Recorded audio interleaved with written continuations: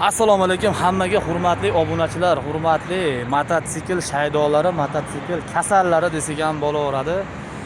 Akalar, hujjat nima uchun kerak? Nafaqat toqqa chiqayotganda, umuman ko'chaga chiqayotganda, yo'l harakat qonun qoidasiga to'laqonlik bilan amal qilish uchun bir kiritilgan bir hujjat desak ham bo'laveradi.